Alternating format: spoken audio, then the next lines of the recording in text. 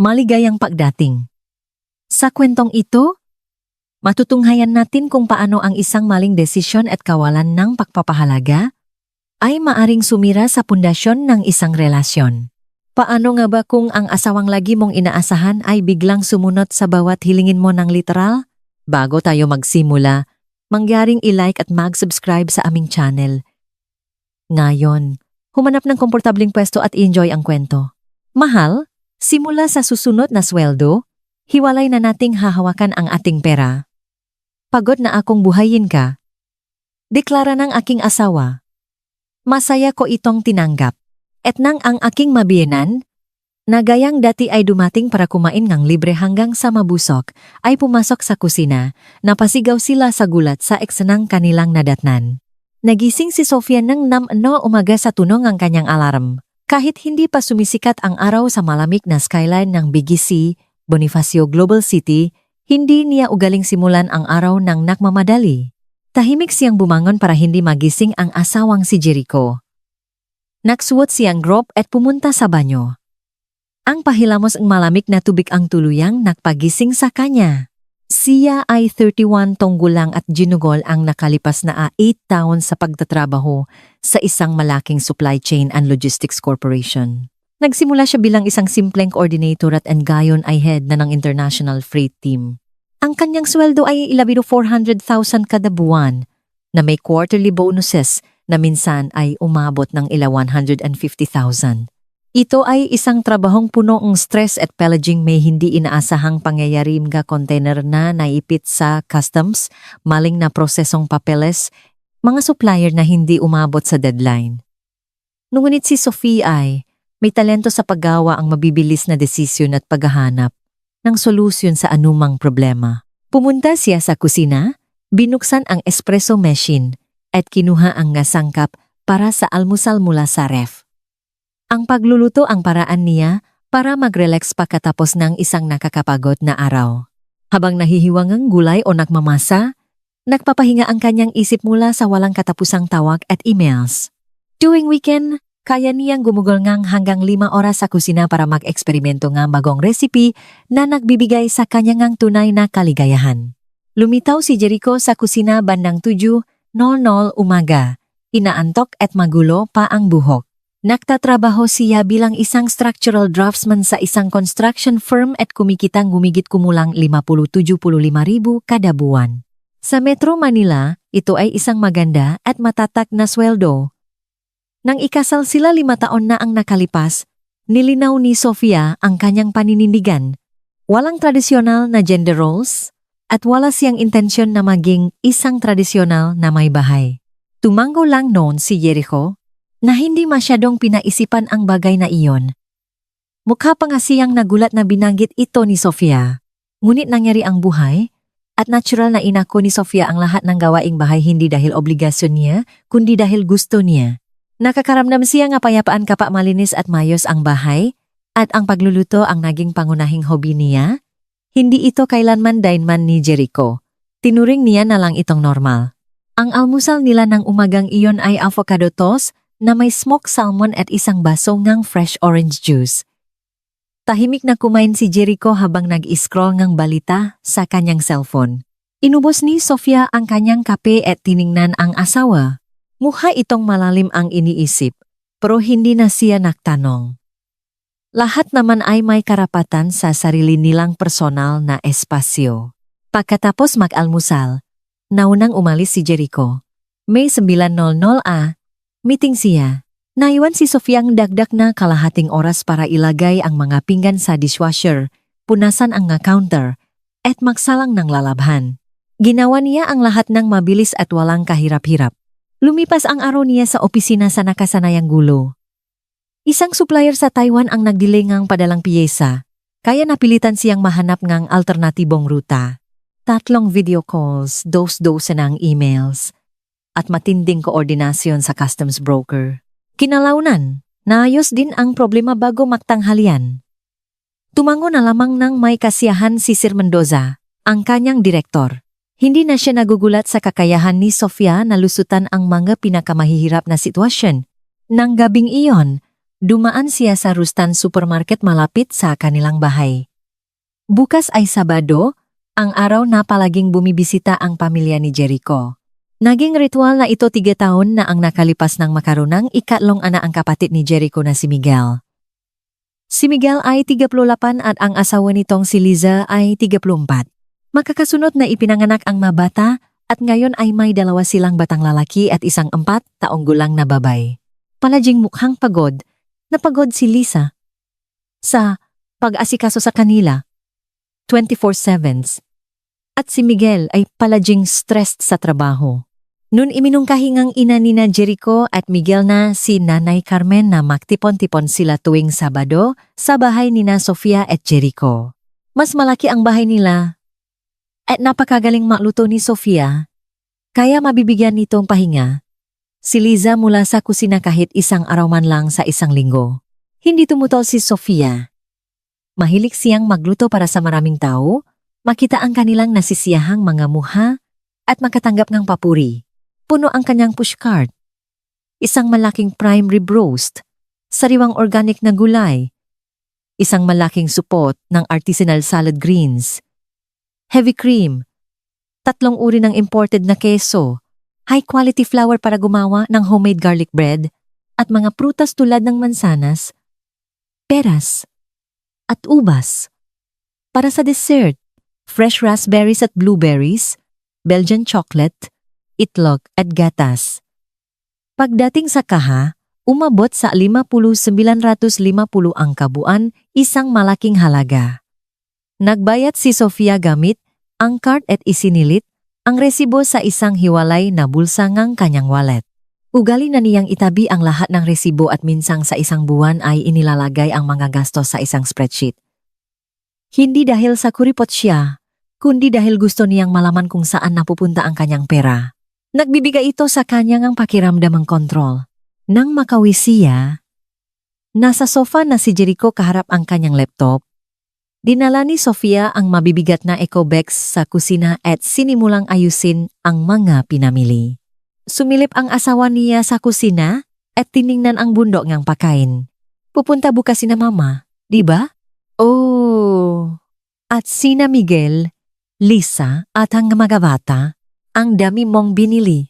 7 sila, plus tayong 2, kaya siyam tayo. Saka, madalas nag-uwi sila ng tira para sa buong linggo. Tumango si Jericho at bumalik sa kanyang laptop. Si Sofia, habang nag-ayos sa pantry, ay mental na pinaplano ang menu para bukas. Unahin ang prime rib sa oven. Aabutin yun ng ilang oras. Habang pinapalamig iyon, gagawin ko ang creamy potato gratin, tapos ang mga salad, ang garlic bread, at panghuli ang chocolate tart. Magang nagsimula ang Sabado. Pagsapit ngang 8, kosong-kosong umaga, nasa kusina na si Sofia, suot ang apron at inihahanda ang karne. Nakikinig siyang soft jazz para makapag-focus. Nagtimpla siyang isang malaking mungang kape at ibinuhos ang sarili sa proseso ngang pagluluto. Pinahiran niya ang prime rib ngang pinahalong herbs, bawang, at coarse salt saka inilagay sa oven. Sumunod, numipis niyang hiniwa ang patatas para sa gratin, nakpainit na heavy cream at gruyere cheese. Mabilis at maliksi ang kanyang paggalaw. Kabisadong kanyang kamay ang bawat galaw. Lumitaw si Jericho sa kusina bandang 11:00 umaga, inaantok pa rin, naka-sweatpants at gusot na t-shirt. May mga kumukulong kaldero na sa kalan at nakakatakam na amoy ang nagmumula sa oven. Kailangan mo ba ang tulong? Pwede mo bang ayusin ang mesa sa dining room? Ang magagandang plasmats ay nasa itaas na drawer. Masunurin siyang kumuha ng mga pinggan at kubiertos. Bumabating ang heavy cream si Sofia para sa tart. Eksaktong inilalagay niya ang huling raspberry sa dessert nang tumunog ang doorbell. 1:30 eksakto. Palaging agresibong on time ang kanyang mabiyenan. Ang unang pumasok ay ang biyenan niyang si Nanay Carmen, isang 58 taong gulang na ginang, matipuno ang pangangatawan, maikli ang buhok, at palaging may hindi nasisiyahang ekspresyon. May dala siyang malaking tote bag.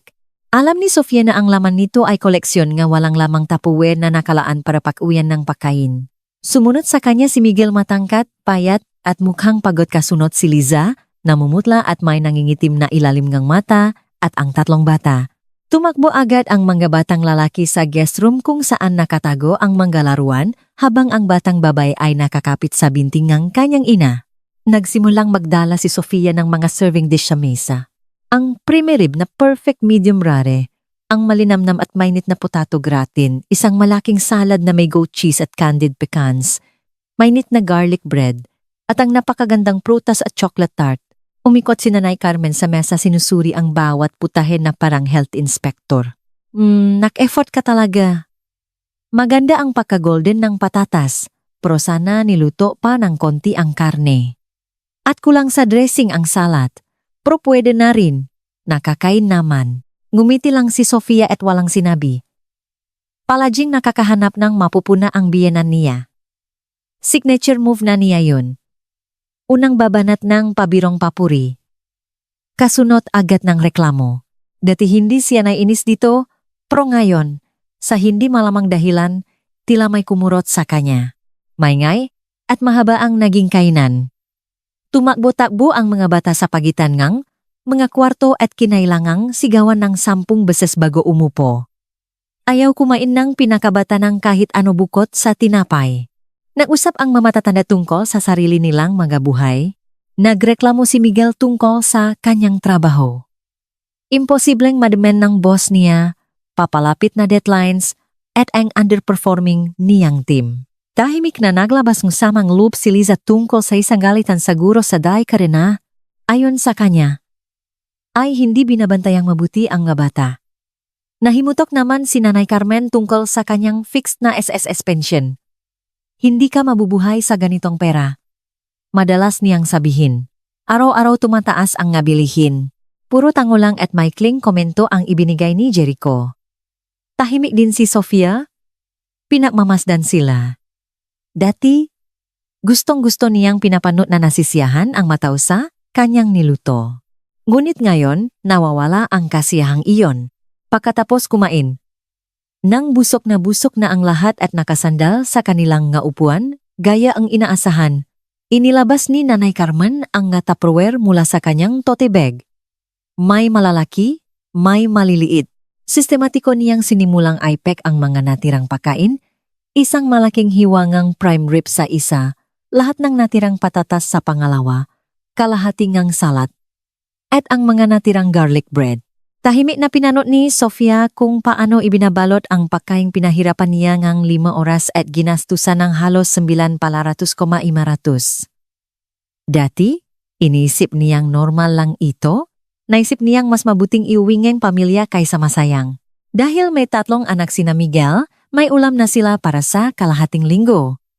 Pero ngayon, habang pinapanot ang biyenan na pinupuno ang nga plastic na lalayan, nakaramdam siya ng matinding inis, siguro dahil sa komento sa karne o sa salad dressing.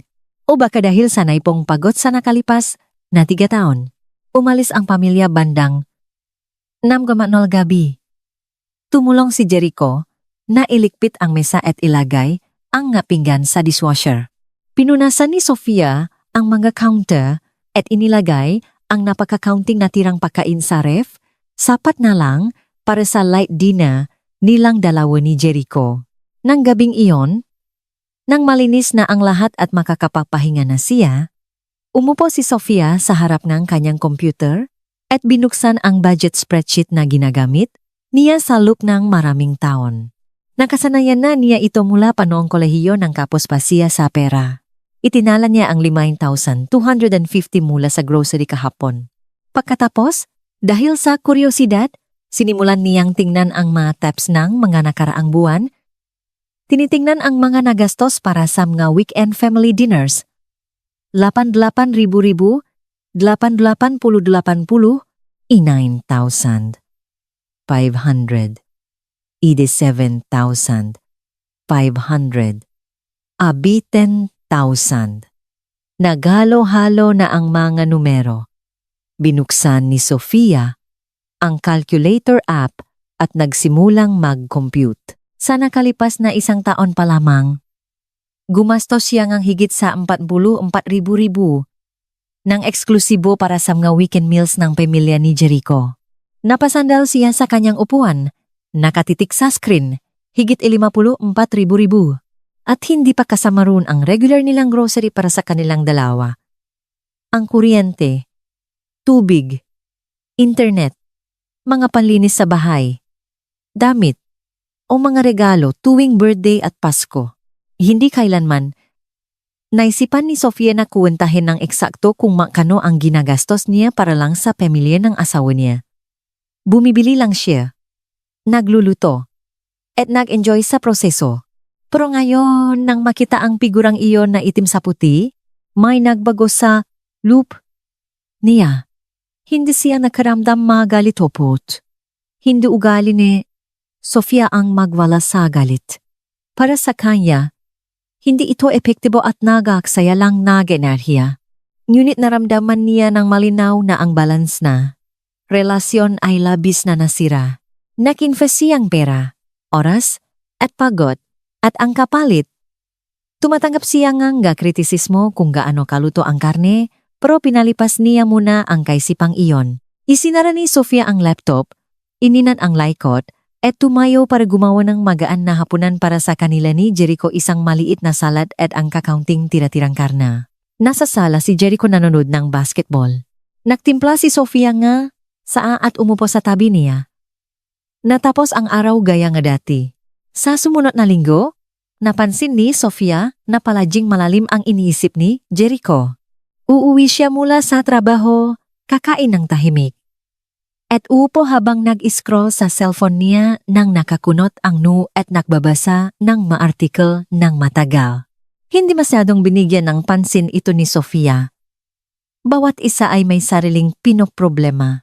Miyerkules ng gabi, habang nakahapunan, biglang nagsalita si Jericho.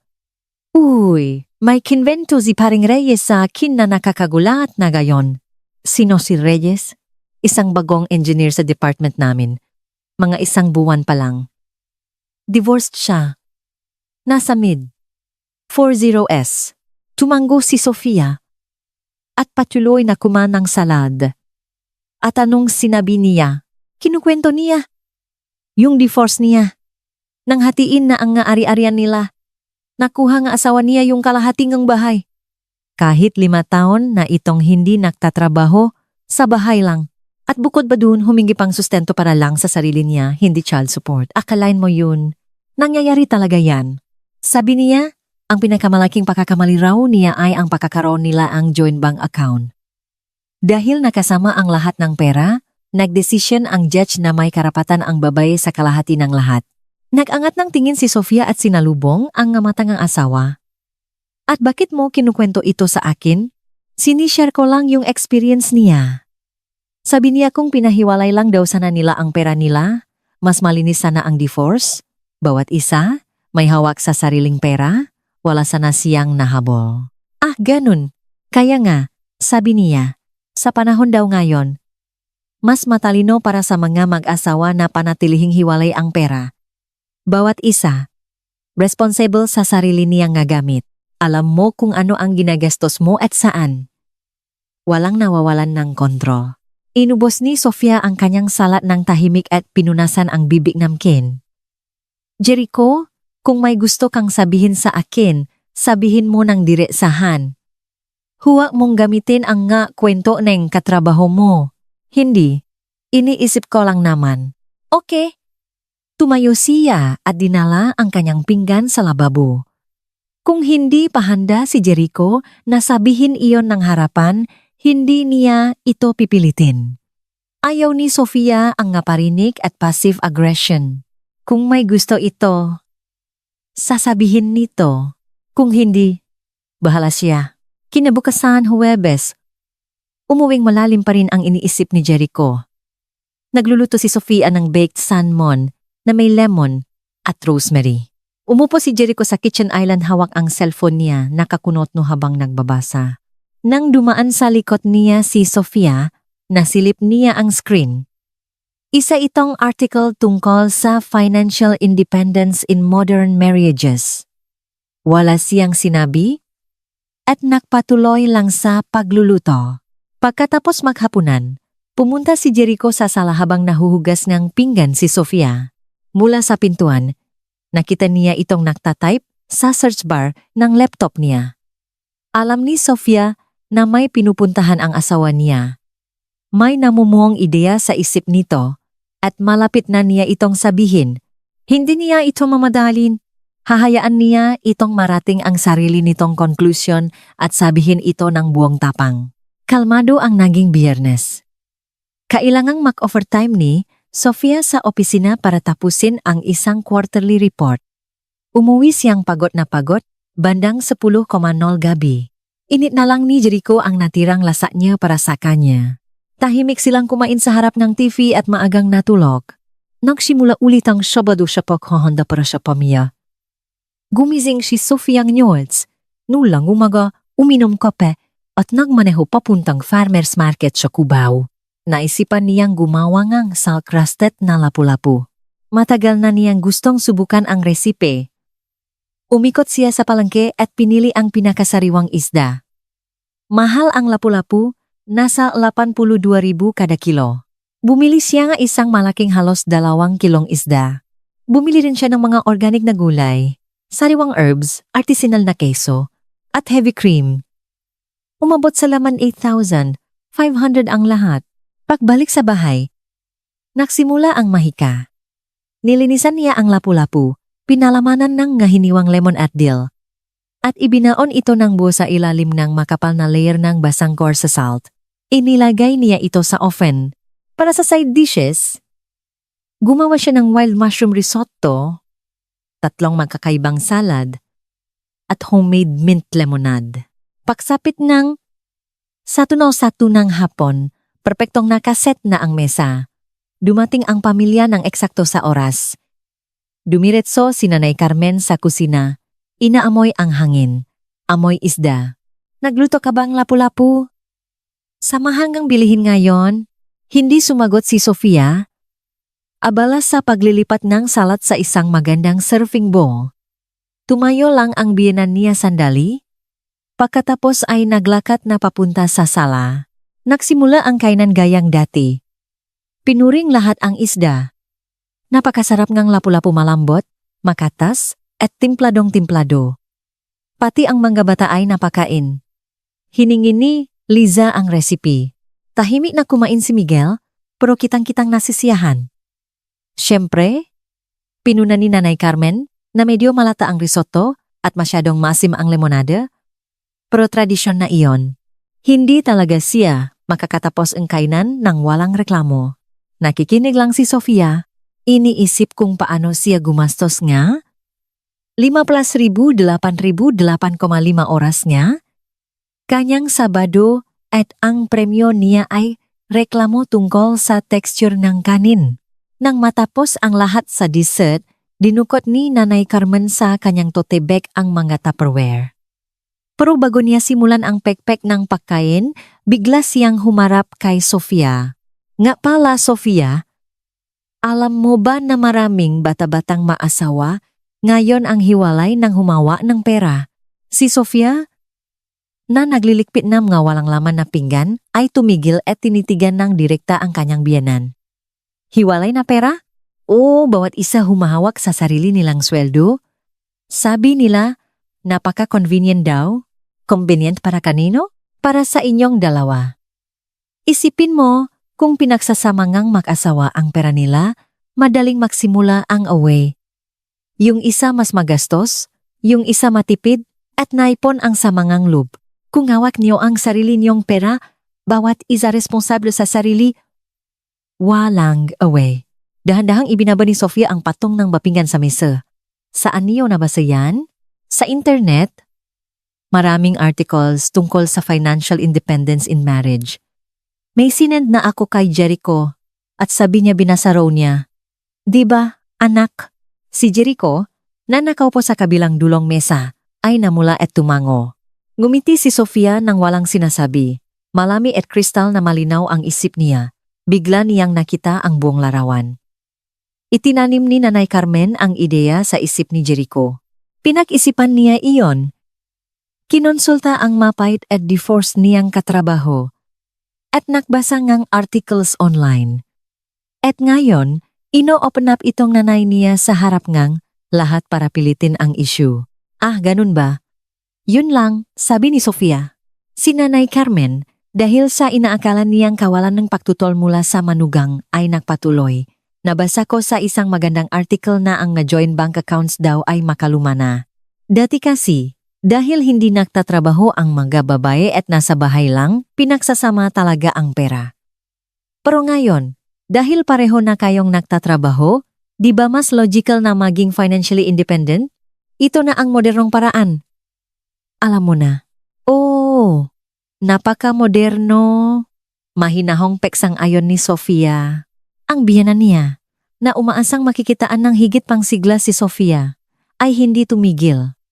Ikaw, Sofia, nagpapakahirap ka sa trabaho at kumikita ng sarili mong pera. Bakit hindi ninyo subukan ni Jericho? Hawa ang bawat isa ang pera nila nang hindi na kailangang magpaliwanag kahit kanino. Ito ay absolute freedom. Tumango si Sofia, kinuha ang pinggan at dumiretso sa kusina. Sa likod niya, narinig niya si Nanay Carmen na mukhang napakayabang ng pakiramdam na nagsimulang punuin ang mga Tupperware. Isang buong kalahati ngang lapu-lapu, lahat ng natirang risotto, 2 klase ngang salad, at isang pitzel ngang lemonade. Pakain para sa buong linggo ngang pamilya ni Miguel. Gabi na nang umalis ang pamilya. Tahimik na nilikpit ni Jericho ang mesa, habang si Sofia ay nilagyan ang dishwasher. Natahimik din. Hindi sila nausap. Bawat isa ay nawala sa sariling iniisip. Nang malinis na ang kusina, pumunta si Sofia sa kanyang home office, binuksan ang computer, at binuksan ang kanyang financial folder. Kinuha niya ang isang shoebox na puno ng resibo mula sa nakalipas na taon. Inilatak ito, binuksan ang kanyang banking app, idin-onload ang lahat ng credit card statements niya, at sinimulang kuwentahin ang mga numero. Weekend dinners para sa pamilya ni Jericho. Ari 450,000 isang taon sa grocery pa lang.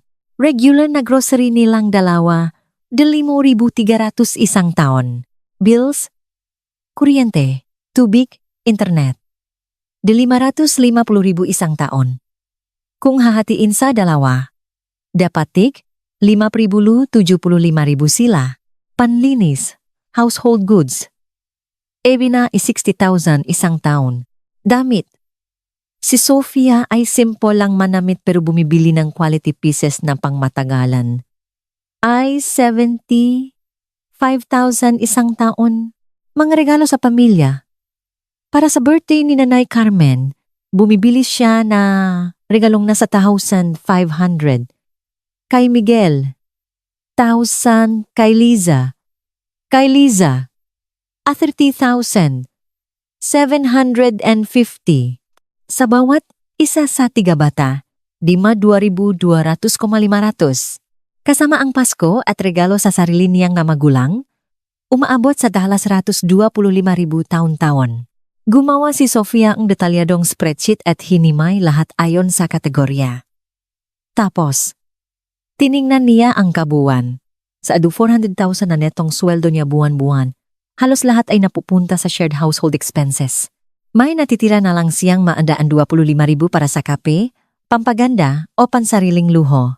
Si Jericho naman, mula sa kanyang 275,000 na netong sweldo, ay, nag-ambag na. Eksaktong 7,500 sa joint account para sa mga bills. At minsan ay naabot ng 5,000 o 15,000 kada buwan para sa grocery kung partikular na hihingin ni Sofia.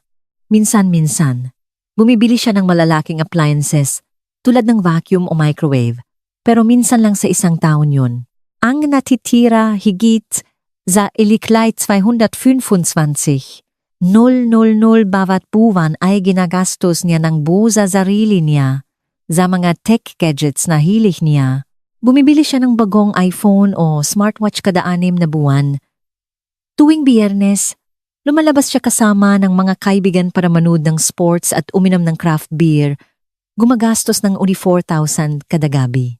At palagi siyang nagbibigay ng prasa nanay niya, si Nanay Carmen, na palaging nanghihingi dahil hindi raw sapat ang pensyon nito, maging para magpayos ng bintana o simpleng dahil gusto lang nito ng cash.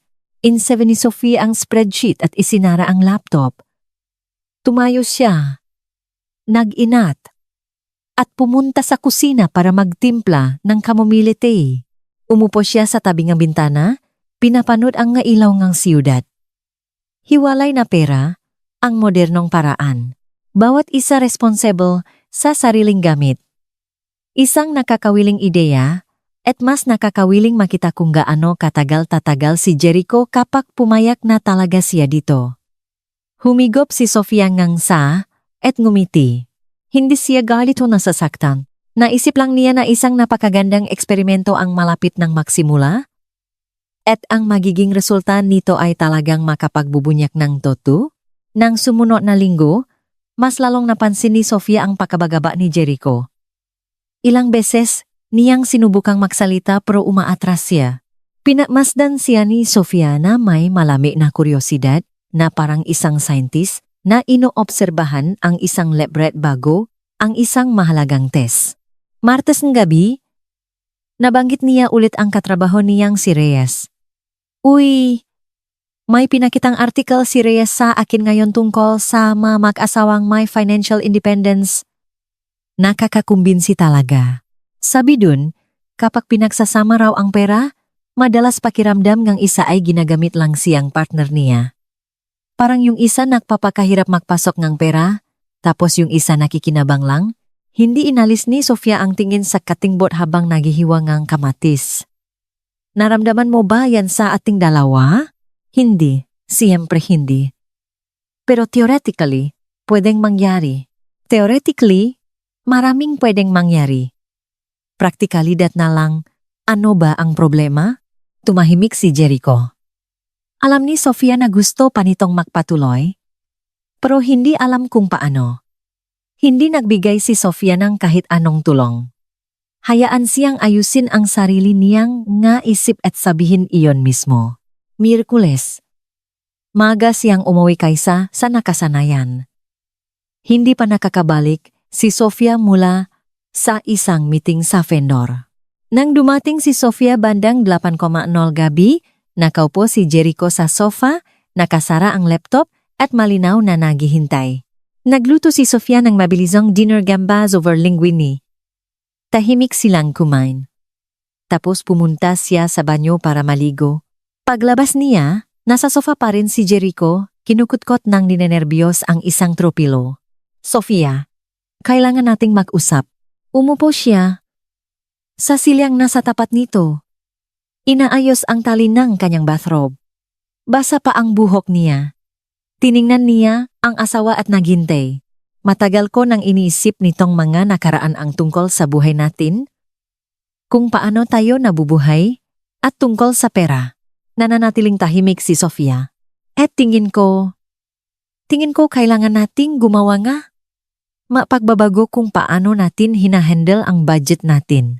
Anong pagbabago? Lumuno si Jericho ng malalim at pinisil ang gitna ng kanyang ilong. Kabisado ni Sofia ang senyales na ito. Ginagawa niya ito kapag labis siyang ninenerbiyos. Tingin ko kailangan na nating hawakan ng hiwalay ang ating pera. Mas moderno ito, mas patas. Bawat isa ay responsible sa sarili niyang pera. At sa paraang ito, maiwasan natin ang nga posibleng pag-away. Nag-away na ba tayo tungkol sa pera? Hindi. Pero baka mag-away tayo sa hinaharap. Ganon. Kaya. Gusto mong pag-iwalayin natin ang pera natin para maiwasan ang mga away na wala naman. Pero theoretically, ay pwedeng mangyari? Nautal si Jericho. At bibigyan tayo nito ngang kalayaan. Bawat isa sa atin pwede nating gastusin ang pera natin kung paano natin gusto nang hindi na kailangang magpaliwanag. Kailan ba kita tinanong para magpaliwanag sa mga ginagastos mo? Hindi. Pero, tapos, para saan pa ang kalayang to? Tumahimik sandali si Jericho at pagkatapos, na para bang takot siyang mawala ng lakas ng loop, ibinulalas niya ang lahat. Mahal, simula sa susunod na sweldo, hiwalay na nating hahawakan ang ating pera. Pagod na akong buhayin ka, binging katahimikan. Tinitigan ni Sofia ang kanyang asawa nang hindi na babago ang ekspresyon ng muha. Walang sakit, walang galit, walang pakagulat sa loop niya. Puro malamig na kalinawan lamang. Nangyari na rin. Sinabi na ni Jericho ang mga salitang matagal nang bumubutas sa utak nito sa loob ng ilang linggo. Ngumiti siya ng napakabagal. Tumigas ang katawan ni Jericho, naghahanda sa isang malaking paksabol. Napakagandang ideya niyan, kalmadong sabi ni Sofia. Ano? Isang napakagandang ideya. Sang-ayon na sang-ayon ako sa proposal mo. Nalaglay ang panga ni Jericho, nalaki ang ngamata. Bumapaya ka. Siyempre. Ang paghihiwalay ng pera ay napaka-moderno at patas. Bawat isa, responsible sa kung anong sa kanila. Patas ito. Hindi ba? Oo naman. Kung gayon. Simulan natin bukas. Walang dahilan para maghintay. Nakatanga lang si Jericho. Halatang nahanda siya para sa isang malaking away. Handa siya sa mga iyak. Sa mga sigawan. Sa mga sumbatan. Nai-practice na niya ang kanyang mga counter-arguments. At ang natanggap niya ay isang mabilis at masiglang pakpayak. Talaga? Wala lang sa iyo? Bakit naman sasama ang loop ko? Tama ka naman talaga. Ang bawat isa dapat ay financially independent. Bukas, mag-uumpisa ang bagong buhay. Masaya akong iminungkahi mo yan. Tumayo si Sofia, lumapit sa kanya, at hinalikan siya ng marahan sa pisngi. Good night, mahal. Maaga pa ako bukas. Pumasok siya sa kwarto, iniwan si Jericho na tuliro sa sofa. Hindi niya alam kung magdiriwang siya o magpapanik. Hindi niya talaga inaasahan ang reaksyong iyon. Humiga si Sofia sa kama at pumikit. Nakaramdam siya ng perpektong pakabuo at kalamigan. Gusto ni Jericho ng hiwalay na pera. Pues, makukuha niya ng eksakto iyon kasama ang lahat ng kapalit nito. Bukas, magsisimula ang bagong buhay at magiging napakasaya nito. Hindi galit si Sofia. Hindi siya ang klasangang babae na nagdurusa ng tahimik. Siya ay babae na aksyon, kalkulado, malamig, at lubos na epektibo. Malapit nang malaman ni Jericho na nakuha niya ng eksakto kung ano ang hiningi niya hanggang sa huling letra. Naging iba ang simula nga Huwebes. Gumising si Sofia ng 6:00 umaga tulad ng nakasanayan. Tahimik siyang naligo, naksuot ng kanyang tailored na business suit, at inayusan ang sarili. Humihilik pa si Jericho sa kanyang side ng kama. Sa kusina, binuksan niya ang coffee maker at naglabas ng pagkain mula sa ref pro hindi para sa 2 tao. Ngayon, nagluto siya para sa sarili lang niya. Nagbasak siya ngang 3 itlog sa isang bowl, nagdagdag ngang kaunting gatas at asin, at niluto sa mainit na kawali. Habang naluluto ang omelette, humiwa siya na kalahating avocado at inilagay sa ibabaw na artisan sourdough toast. Nilagyan niya ito ng premium smoked salmon na binili niya pauwi kahapon. Nagpiga siyang kalahating grapefruit at kasamang kanyang plato, kape, at iPad. Umupo siya sa kitchen island. In-check niya ang mga work emails at nag-reply sa ilang urgent na mensahe. Kumain siya ng dahan-dahan, ninanamnam ang bawat kagat. Perpekto ang pagkakahinong ng avocado at natutunaw sa bibig ang smoked salmon. Bumaba si Jericho sa kusina bandang 7:00 umaga at nanigas sa pintuan nang makitang pang-isang tao lang ang nakahain. Morning. Morning, sagot ni Sofia nang hindi tumitingin mula sa screen. Lumapit si Jericho sa island at umupo sa tapat niya. Tiningnan niya ang gourmet na almusal, nito at ang sarili, niyang walang lamang plasmat. Nasaan ang almusal ko? Naangat ng tingin si Sofia at kalmado siyang tiningnan sa mata. Gumagawa kang sarili mong hiwalay na finances. Di ba? Bawat isa. Bahala sa sariling pagkain. Seryoso ka ba? Sobra. Kahapon ikaw ang ginag-propose na bawat isa sa ating ay responsable na sa sariling gamit. Nagluluto ako para sa sarili ko gamit ang pera ko. Magluto ka para sa sarili mo gamit ang pera mo. Napaka-logical nun. Ibinuka ni Jericho ang bibig niya tapos itinikom ulit. Tumayo siya. Pumunta sa ref. At binuksan ito ng maluwag. Sa mga istante ay may iba't ibang lalagyan at groceries at bawat isa ron ay may nakadikit na bright neon pink sticker kung saan nakasulat ang salitang Sofia gamit ang Sharpie. Ano to? Nilagyan mong laban ang lahat? Siyempre. Pakain ko to, biniling ang pera ko. Ang hiwalay na management ay nangangailangan ng physical separation. Pwede kang mamiling ang sarili mong grocery kung kailan mo gusto. Kung may oras ka bago pumasok, edi maganda. Kung wala, pumunta ka pagkatapos ng trabaho. Sofia, nagbibiro ka ba? Hindi. Sumusunod lang ako sa mapatakaran na inilatak mo kagabi. Ang hiwalay na finances ay nangangahulugan ng individual na responsibilidad. O baka may iba kang ibig sabihin. Napatiti na lang si Jericho sa kanya dahil sa gulat. Walang pamamadaling inubos, ni Sofia ang kape niya at isinilit ang iPad sa kanyang designer tote bag. Tumayo siya. Dinala ang pinggan sa lababo. Hinugasan ito kasama ang mug at tinidor.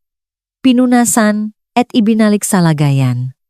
Have a great day at work, sabi niya habang nilalagpasan siya palabas ng kusina. Nanatiling paralisado. Si Jericho sa gitna ng kusina. Binuksan niya ulit ang ref. Tinitigan sa sobrang pagkadismaya ang dagat ng pink stickers. Kumuha siya ng plastic water bottle na walang label. Ininom ito ngang isahan, kinuha ang jacket niya. At padabok na umalis ngang bahay, malakas na isinara ang pinto. Mula sa kanyang kotse sa garahe, narinig ni Sofia ang paksara ng pinto at ngumiti. Pinaandar niya ang makina at nagmaneho papuntang opisina. Mayos ang takbuong araw niya. Walang malalaking problemang kailangang ayusin. Pagsapit ang tanghalian, pumunta si Sofia sa isang upscale bistro malapit sa kanyang opisina sa Makati CBD. Nag-order siya ng jumbo shrimp salad at isang baso ng crisp white wine. Gumastos siya nga 50-250 pero hindi niya pinagsisihan ang kahit isang sentimo. Napakasarap ngang pakain. Pagkatapos mananghalian, binuksan niya ang kanyang banking app at gumawa ng isang bagong high-yield savings account. Pinangalanan niya itong emergency fund at agad na nag-transfer ngang ang bilang 100,000 mula sa kanyang checking account papunta ron. Ito ang magiging personal niyang safety net. Walang alam si Jericho sa account na ito at wala siyang karapatan sa hiwalay na pera. Pagkatapos ang trabaho, dumaan si Sofia sa SM Hypermarket. Kumuha siya ang cart at mabagal na naglakat sa mga aisles. Pumipili ng groceries, pero hindi ang nga nakasanayan niyang bilhin para sa pamilya. Ngayon, bumili lang siya nga. Gusto niya, jumbo wild caught shrimp. Naayaw ni Jericho dahil tinatawag niya itong mahal na ipis dagat na sa ina 1,250 per kilo. 5 perpektong hino na avocado na ayaw kay ni Jericho dahil sinasabi nitong lasang putik. Isang slice ng authentic Roquefort blue cheese na nasusuka si Jericho sa amoy pa lang. Isang magandang hiwa ng lapu-lapu, sariwang asparagus, raspberries at blackberries, 3 bar ng imported na Belgian dark chocolate, isang magandang bot ng Pinot Grigio, high-end na Nespresso pods, top tier na extra virgin olive oil, at isang buong block ng tunay na Parmigiano Reggiano. Bumili rin siya ng organic veggies, sariwang herbs, name brand na yogurt, at sparkling water sa mga glass bottles. Pagdating sa kaha, ang kabuuan ay 50,11,000. Nagbayad si Sofia nang walang kukurap-kurap. Praniya ito at ginagastos niya sa sarili niya. Nang makauwi siya, nandun na si Jericho gaya ngang inaasahan. Nakaupo ito sa sofa na parang miserable habang nag-scroll sa phone niya. Dala-dala ang mabibigat na eco bags, nilakpasan siya ni Sofia at dumiretso sa kusina. Hindi man lang siya tumayo para tumulong. Sinimulan niyang ayusin ang nga pinamili. Ang hipon at isda ay inilagay sa top drawer ng freezer na hindi niya masyadong ginagamit nun at nilagyan ng pink sticker.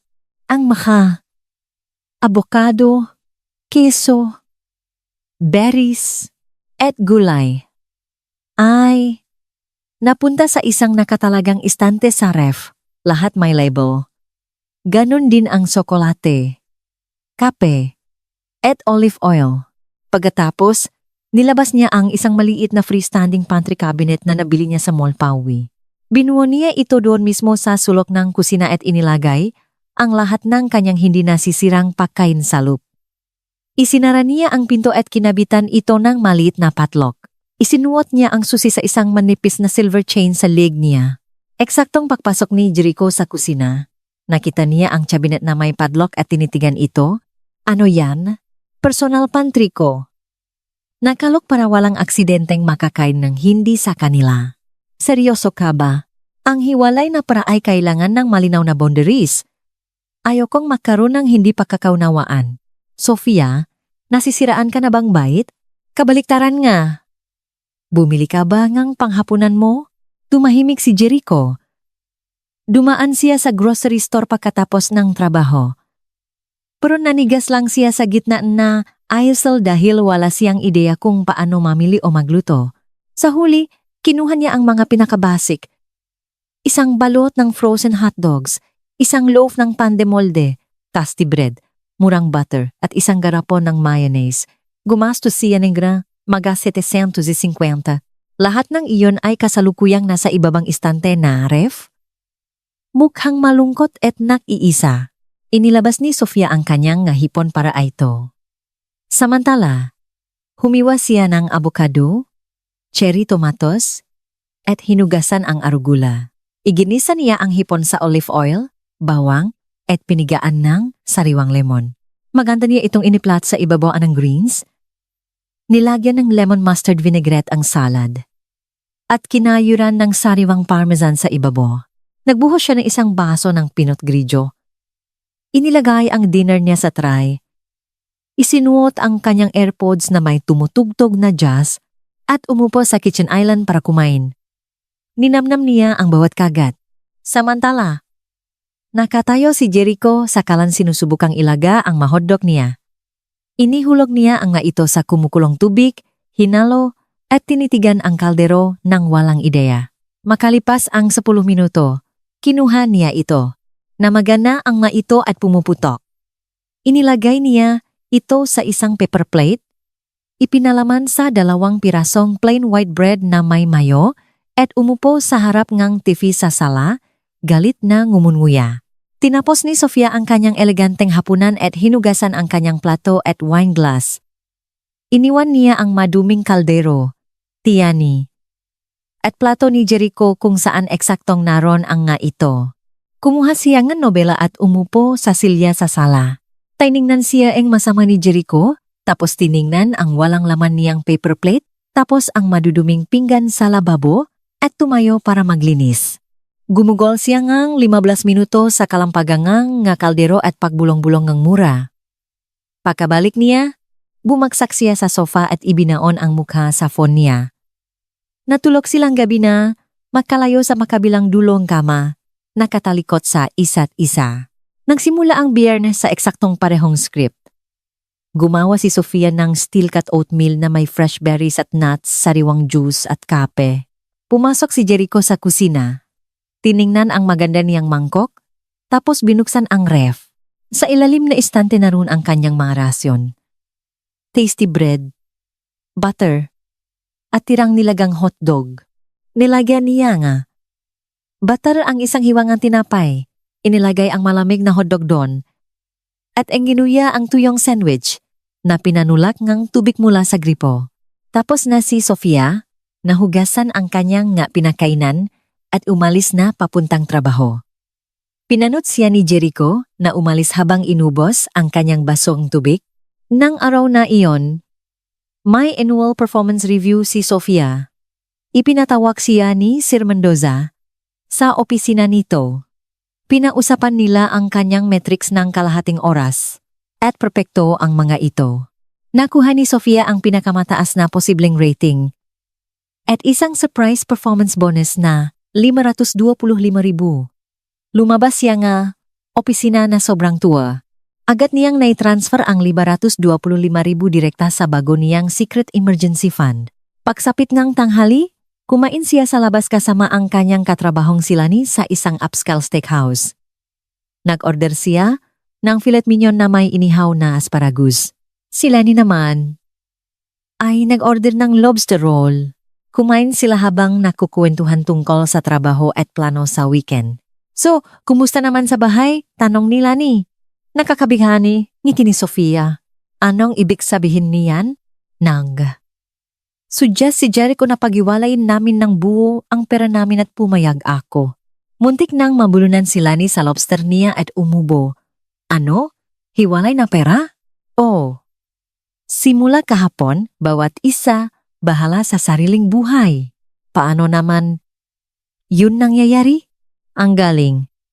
Nagluluto ako para lang sa sarili ko. Bumibili ako ng sarili kong grocery. At ginagawa rin niya yon. Tingnan natin kung hanggang kailan siya tatagal. Napahalakhak si Lani. Ang lupit mo. Gustong gusto ko. So, paano siya nakakaraos? 2 araw na. Kahapon kumain siya ng pinakuluang sasabok na hotdogs. At ngayon kumain siya ng malamig na hotdog sa plain na tinapay para sa almusal. At ako? Jumbo shrimp, avocado, smoked salmon, imported cheese lahat. Na mga bagay na hindi ko dati binibili dahil nagrereklamo siya sa presyo o sa lasa. Buti nga sa kanya. Baka sakaling matuto siya ng leksyon. Natapos silang kumain at na-order ng espresso. Binayaran ni Sofia ang kanyang 83,250 na kalahating ngang bill ng walang kurap. Napakasarap sa pakiramdam. Dati, para makatipid sa pamilya, bihira siyang pumunta sa mga magagandang restaurant. Ngayon, hindi na niya kailangang magtipid para kahit kanino. Ang praniya ay praniya. Pauwi na siya nang dumaan sa isang specialty seafood market at bumili ng sariwang oysters. Talaba. Matagal na niyang gustong matutong magbukas nito. Bumili rin siya ng totong French baguette, isang bilog ng camembert cheese, sariwang figs, at local honey. Gumastos siya na 54,250. Nang makauwi siya, nasa sofa si Jericho na mukhang gutom, nagutom at galit. Kumain siya ang 550 na cafeteria special sa trabaho matabang, mamantikang hindi malamang karne kaya sumasakit ang sikmura niya buong hapon. Pumasok si Sofia, dala ang mga grocery bags. Sinundan siyang tingin, pero hindi gumalaw ang kahit isang kalamnan para tumulong. Sinimulang ihanda ni Sofia ang kanyang hapunan. Maingat niyang binuksan ang oysters gamit ang isang espesyal na kutsilyo na binili niya. Inayos niya ito sa isang platang na naduro na yelo na may mahiniwang lemon. Hiniwa niya ang baguette. Intos sa oven. At inayos ang camembert, figs, at honey sa isang board. Nagbuhos siyang isang basyo white wine, umupo sa kitchen island, at nagpatugtog malambot na musika. Tinikman niya ang isang oyster battery. Malasa. Perpekto kasunod ang isang lagok nga alak. Langit. Pumasok si Jericho sa kusina at nakita ang eksena. Ang oyster sa yelo. Ang inihurnong keso. Ang alak. Gutom na. Gutom siya. Sa ref. Wala siyang iba kundi white bread at hot dogs na sawang-sawa na siya. Sofia. Nag-angat siyang tingin.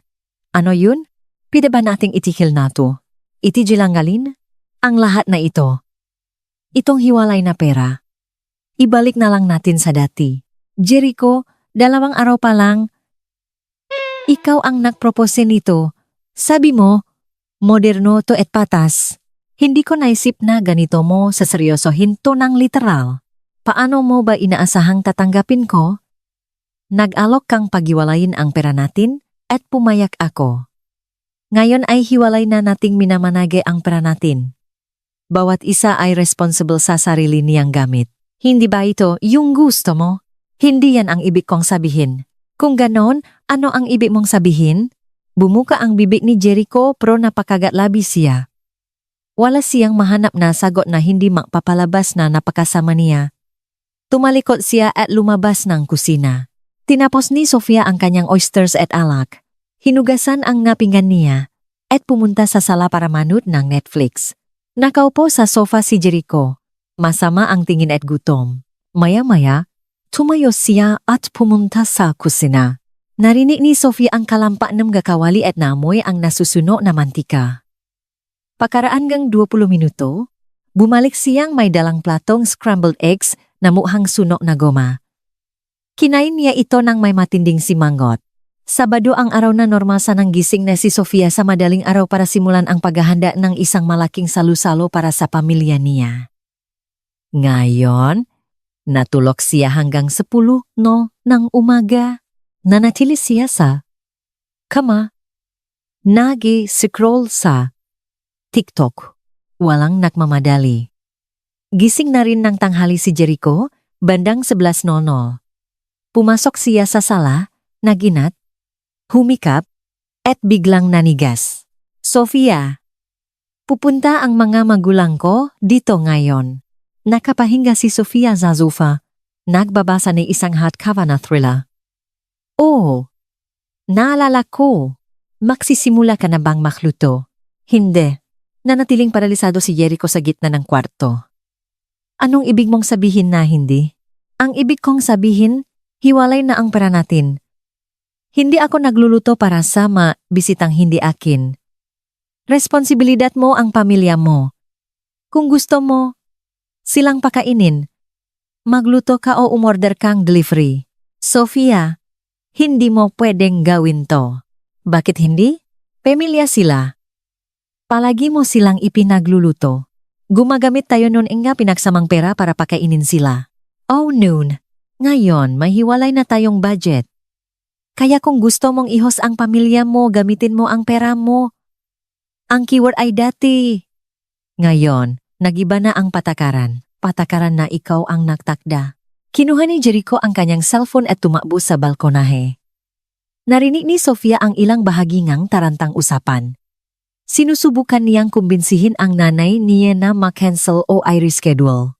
Pero matigas si Nanay Carmen. Papunta na sila. Nandiyan sila sa loob ng isang oras. Pumasok siyang namumutla. Papunta na sila. Anong gagawin ko? Sabi ko sa iyo, magluto ka o more ng pagkain. May oras ka pa. Sofia, please, bigyan mo ako ng advice. Hindi pa ako nakapagluto para sa ganito karaming tao. May milyon-milyong recipe sa internet. O tumawag ka sa restaurant. Siguradong may magde-deliver sa loob ng isang oras. Pero mahal ang delivery. Mas mura ang magluto. Tulungan mo naman ako dito. Ikaw ang bahala. Paikot-ikot si Jericho sa apartment sa sobrang taranta. Kinuha ang jacket niya at kumaripas ang takbo palabas ang pinto. Narinig ni Sofia ang ugong ng makina habang mabilis itong umaalis ang garahe. Kalmado lang siyang bumalik sa pagbabasa ng kanyang libro. Pakaraan ng 40 minuto, bumalik si Jericho na may dalang malalaking plastic na grocery bags. Tumakbo siya sa kusina at sinimulang ibaksak ang mga laman nito sa island habang tarantang-taranta. Ready-made na potato salad mula sa deli counter. 3 kahon ng frozen pizza. Isang malaking supot ng frozen chicken wings. Isang frozen lasagna. Isang plastic tray ng murang California roll sushi. At isang generic na sheet cake. Inilagay niya ang oven sa 450 degrees at sinimulang isiksik ang lahat doon ng sabay-sabay. Ang mapitsa sa isang rack, ang lasagna sa isa, ang chicken wing sa isang baking sheet. Pumasok si Sofia sa kusina para kumuha ng isang baso ng sparkling water, tiningnan ang napakagulong eksena, ngumiti at lumabas. Si Jericho ay umikot na parang trumpo, binubuksan at isinasara ang pinto ng oven. Ang ilang bagay ay nasusunog na, ang iba naman ay matigas pa rin sa pagyayelo. Eksaktong 1:30. Tumunog ang doorbell. Binuksan ito ni Sofia. Nakatayo doon si Nanay Carmen hawak ang kanyang tote bag na puno ang walang laman na Tupperware.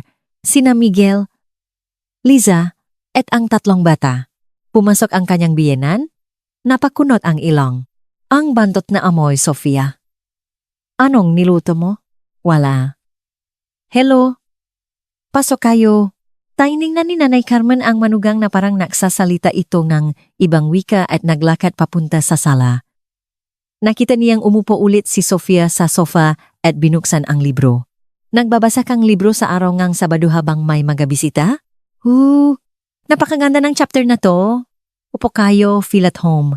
Awkward na umupo ang pamilya sa mga sofa. Tumakbo ang mga bata sa toy room. Nakatinginan sina Miguel at Liza na nagtataka. Karaniwan, puno na ang hapakainan ng isang masaganang salu-salo sa maoras na ito. Ngayon, blanko ang dining room. Tumakbo palabas ng kusina si Jericho, pawis na pawis at namumula ang mukha. Ready na? Handa na ang lahat. Ayusin ko lang ang mesa. Sinimulan niyang ilabas ang mga pagkain. Ang deli potato salad ay inilagay lang sa mesa sa orihinal nitong plastik na lagayan. Ang mapitsa ay suno ang gilid at hindi luto sa gitna. Ang chicken wings ay sunog sa labas at may dugo-dugo pa sa buto. Ang lasagna ay isang malabnaw na gulo na maligamgam lang. Pinagpapawisan ang sushi sa plastic tray nito. Naglapag siya ng mga paper plates. Tinitigan ni Nanay Carmen ang nakahain na may matinding pakasinda. Anak, ikaw ba ang nagluto nito? Binili ko at tininito lang. Hindi nagluto si Sofia. Umikot paharap ang kanyang ina kay Sofia. Bakit naman hindi? Nag-angat ng tingin si Sofia mula sa libro niya. Kalmadong nilagyan ng bookmark ang pahina. Dahil hiwalay na nating minamanadya ang pera natin ngayon? Naalala niyo ba? 3 linggo na ang nakakalipas, umupo kayo sa mesa ko at sinabihan ako kung gaano ka-convenient yon. Sinunod ni Jericho ang advice niyo. Ngayon, bawat isa, responsible sa sarili niya. Nagluluto ako para sa sarili ko gamit ang pera ko. At kung gusto ni Jericho na magimbitan magataw, magluluto siya gamit ang pera niya. Pero pamilya tayo. Pamilya kayo ni Jericho. Pwede siyang gumastos para sa inyo.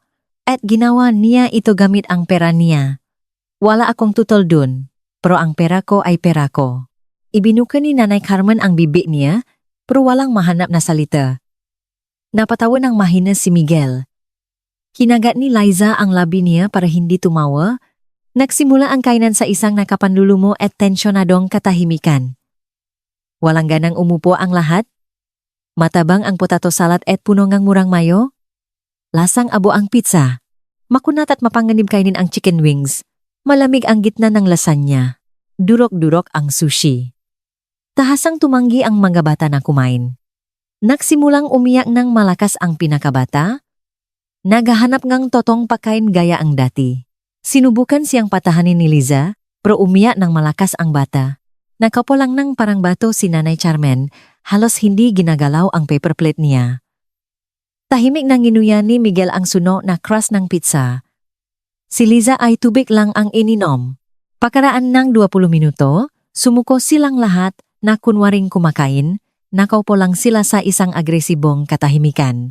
Karaniwan, ito ang oras na may isineserve na kape at dessert na sinusundan ng maraming oras ang kwentuhan. Ngayon, maririnig mo ang pagbagsak ng karayom. Sa wakas, sumabog si Nanay Carmen. Jericho, pwede mo bang ipaliwanag kung anong nangyayari dito? Hindi mapakali si Jericho sa upuan niya. Ma, si Sofia at ako lang nagdesisyon na hatiin ang pera namin. Bawat isa, responsible sa sarili niyang gastos. At bakit niyo naman gagawin ang napakabubong bagay na yan? Moderno ito. Patas. Sabi mo nga mismo, namula ng husto ang mukha ni Nanay Carmen. Hindi ito ang ibig kong sabihin. Ano ba talaga ang ibig mong sabihin? Suminggit si Sofia. Tuluyang isinara ang kanyang libro. Tumayo siya. Lumapit sa dining table at umupo sa isang bakanteng upuan. Nanay Carmen, 3 linggo na ang nakakalipas, sinermunan niyo ako tungkol sa hiwalay na finances. Sinabi niyo sa akin na convenient to, moderno at patas. Sumang-ayon si Jericho. Ngayon, hiwalay na namin ginagawa ang nga bagay-bagay. Anong problema? Ang problema ay ipinapahiya mo ang sarili mo. Hinahayaan mong magutom ang asawa mo at tumatanggi kang pakainin ang pamilya mo. Wala kong hinahayang magutom. Matanda na si Jericho. Di ako kahit na sino. Kaya niyang magluto, mag-order ng delivery, o bumili ng ready-made na pagkain. May sarili siyang sweldo at pisikal na kakayahan para gawin yon. Pero asawa ka niya. May mga obligasyon ka. Ang maobligasyon ko bilang asawa ay hindi kasama ang pagbibigay ng libreng catering sa mga kamag-anak ng asawa ko tuwing Sabado. Full-time akong nagtatrabaho. Kumikita ako ng sarili kong pera. Binabayaran ko ang kalahati ng bills. Pareho lang kami ni Jericho. Pantay kami? O iniisip mo na hindi? Naging kulay pulang-pula ang mukha ni Nanay Charmen. Hindi ka dati ganito kalamig. Hindi. Dati, masaya akong nagluluto para sa inyo kasi inakala kong isa tayong pamilya. Pero dahil ikaw ang nagmungkahi na mag-operate kami bilang ganap na hiwalay na financial entities, hindi na tayo isang pamilya. Tayo ay mga individual na responsable sa sarili natin. Biglang nagpakawalangang matalim at tuyong tawa si Miguel. Jericho. Tama si Sofia. Miguel. Singhap ng kanyang ina. Naiskandalo. Ma, tama na. 100% siyang tama. Nasanay na tayong pumunta dito at kumain ng libre mula sa pera at pagod ni Sofia. Gumastos siyang malaki at inilaan ang nga oras ng kanyang weekend para ipagluto tayo at inuwi pa natin ang natira niya para pakainin ang sarili natin sa loob ng buwang linggo. Isa tayong nga palamunin. Tahimik na tumango si Liza. Tama ang kapatid mo. Palagi akong nakokonsensya sa dami ngang kinukuha nating pakain. Pero palagi niyong sinasabi na normal lang. Tu at gustong-gusto to ni Sofia. Ginusto ko nga ito. Sabi ni Sofia. Hanggat pinagsasama ang budget namin. Ngayong hiwalay na. Nag-iba na ang patakaran. Isinara ng mariin ni Nanay Charman ang kanyang bibig. Naging manipis na galit na linya ang ngalabi niya. Bigla siyang tumayo at kinuha ang kanyang tote bag. Aalis na tayo. Mga bata, kunin niyo na ang mga jacket niyo. Tumayo sina Miguel at Liza. Inayos ang nga umiyak na bata at sinuot ang kanilang nga jacket. Sa front door, humarap si Miguel sa kapatid niya. Jericho, pag-isipan mong mabuti ang ginagawa mo. Hindi si Sofia ang kontrabida dito. Ikaw ang nagpasimula ang kalokohang larong ito. Sumara ang pinto. Naiwang mag-isa si Jericho sa dining room, nakatingin sa nasira at nakapanulumong pagkain, sa mga maduming paper plates, at sa nakasarang pinto. Tapos tiningnan niya si Sofia. Bumalik siya sa sofa. Binuksan ang libro sa kanyang bookmark at nagpatuloy sa pagbabasa. Sofia, please sabihin mo naman sa akin na pwede na natin itong itigil ngayon. Ibalik na natin sa dati. Jericho, 3 araw pa lang, sumusuko ka na ba agad sa financial independence na pinagmamakawa mo? Hindi ako sumusuko. Nare-realize ko lang na mali ito. Ano ang eksaktong mali? Nahiwalay tayong kumakain? Nahiwalay tayong nagluluto? Mag-asawa tayo. Dapat ginagawa natin ng magkasama. Tapos bakit mo di naman ang hiwalay na pera? Tahimik si Jericho. Nakinig ka sa barkada mong si Parang Reyes? Na sinapsap ngang ex-wife niya ang yaman niya? At nakinig ka sa nanay mo? Na nagtanim ngang ideya sa utak mo? At talagang inisip mo na ginagamit lang kita? Na nilulustay ko ang pinahirapan mong pera? Mali ba ako? Hindi naman eksaktong ganun. Eksaktong ganun. Inisip mo na sa paghiwalay ngang pra natin, makakaroon kang buong kontrol. Na kung gagastusin ko lang ang pra ko at gagastusin mo ang pra mo, magiging perpekto na ang lahat. Pero hindi mo inisip kailanman na ang hiwalay na pera ay nangangahulugan ng hiwalay na buhay? Buong individual na responsibilidad sa bawat aspeto ngang pagpapatakbo ngang bahay. Napabaksa si Jericho sa sofa at ibinaon ang mukha sa mga kamay. Napakabobo ko. Oo, pero pwede mo pang ayusin. Naangat siya ng tingin. Ang mga mata ay puno ng desperadong pag-asa. Pinapatawad mo na ako? Masyado pang maga para pag-usapan ang pagpapatawad. Una, kailangan mong lubos na maintindihan ang ginawa mo. Ibinaba ni Sofia ang libro niya, pumunta sa home office, at bumalik na dala ang laptop niya. Umupo siya sa tabi niya at binuksan ang kanyang master budget spreadsheet. Tingnan mo!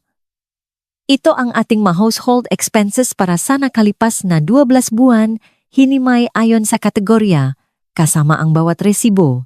Tinitigan ni Jericho ang mga numero. Nanlaki ang mga mata sa sobrang pagkagulat. Weekend dinners para sa pamilya mo, higit 440,000 isang taon sa grocery pa lang. Hindi pa kasama ang oras ko, ang gasol, o ang tubig sa pahuhugas ng pinggan. Wala akong ideya. Ang regular nating grocery. 100,000 isang taon. Kuryente at tubig la 150,000. Household supplies la 60,000. Mga damit ko kulay 75,000. Regalo sa dalawa nating pamilya 125,000. Ipinaliwanag sa kanya ni Sofia ang bawat tip. Habang tumatagal, namumutla si Jericho. Sa madaling salita, sa 600,000 kong buwan ng sweldo, halos lahat ay napupunta sa pagpapatakbong pinagsasama nating buhay. Nakakapagtabi lang ako marahil ngang 20,000 para sa sarili ko. Sofia, ako. At ikaw. Mula sa number 275,000 na sweldo mo, naglagay ka ng 7,500 sa joint account. Ang natitira higit lay 250, 000 kada. Buwan na iginastos mo sa sarili mo, samga Apple Watches mo, sa inuman niyong maga barkada mo, at sa pagbibigay na pera sa nanay mo, nasanang patas doon Jericho?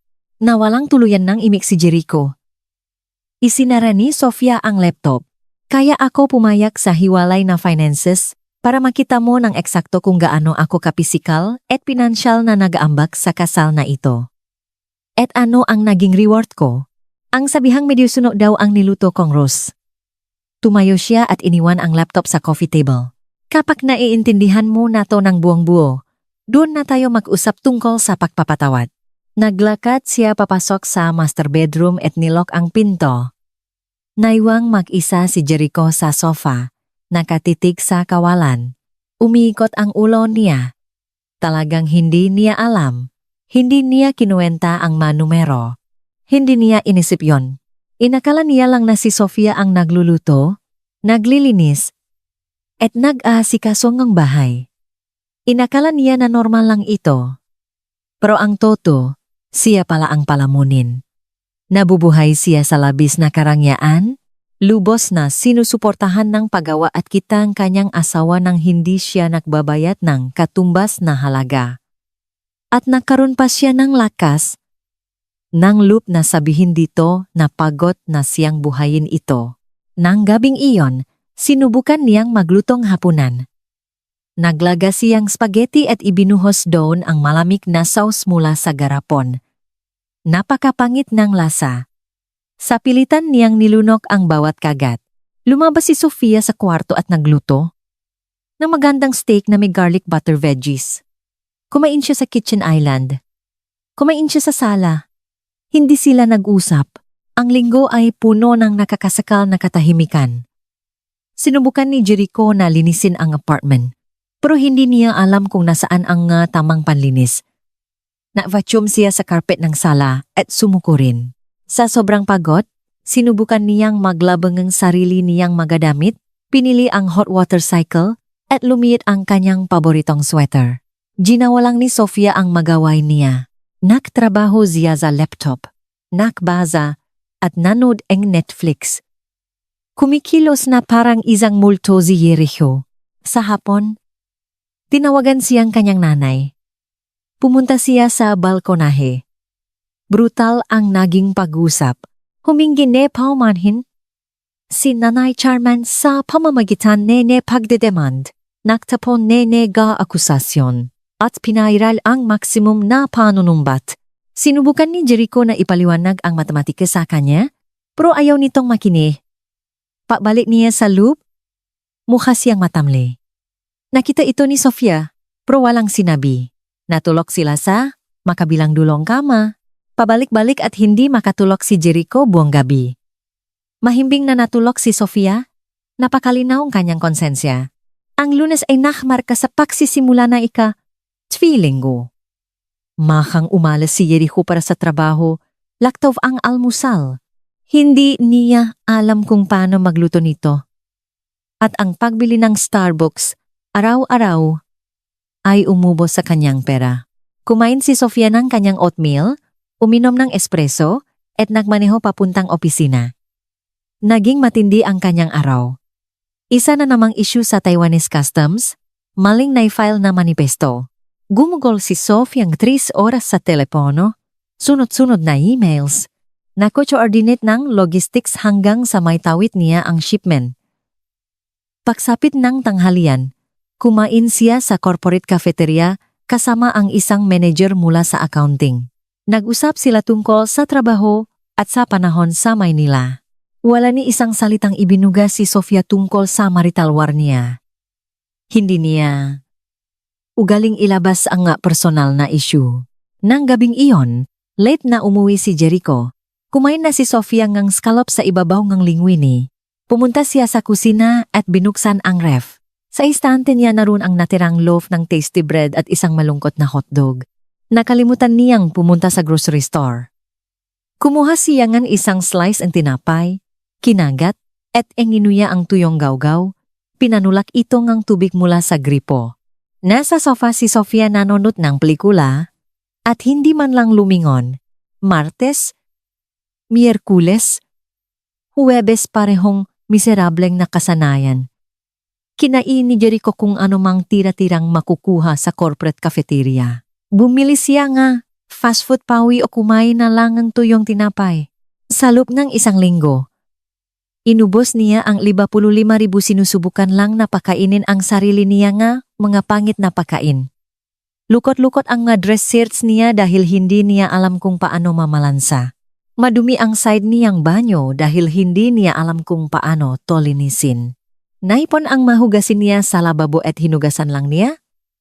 Tunang walang gana, si Sofia naman namumulaklak sa buhay.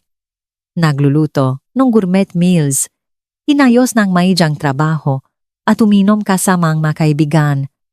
Ang ganda-ganda niya. Pagsapit na Biyernes na gabi, hindi na nakaya ni Jericho. Pumasok siya at nakita si Sofia sa kusina. Nagluluto siya na roasted duck, nakakalasing ganggamoy. Umupo siya sa island at pinanood itong gumawa ng mahikasakalan.